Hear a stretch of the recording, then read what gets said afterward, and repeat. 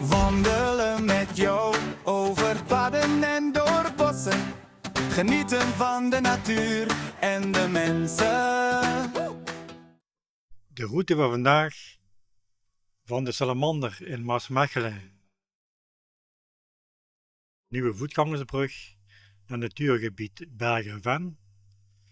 Verder over de Zuid-Willemsvaart naar Maaseik en verder naar de Spanjaard in Ophoven.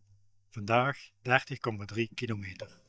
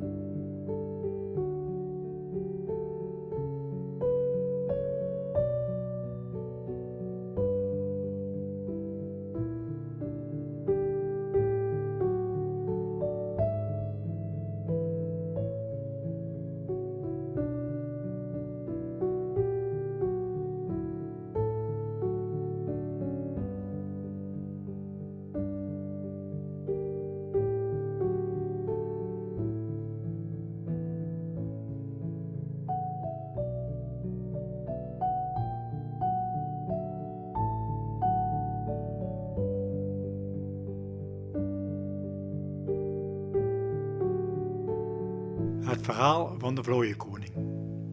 Een bedelaar legt zich aan een der poorten te slapen en gebruikt hierbij zijn wambuis als hoofdkussen. 'S Morgens vergeet hij zijn hemd, uiteraard voor vlooien, mee te nemen. De wambuis lijkt tot leven te zijn gekomen en de omstanders halen tenslotte de pastoor erbij, die je met gewijd water zegent. Hij gebruikt echter zoveel water dat de vlooien verdrinken en het wonder van het heilig wammes is geboren.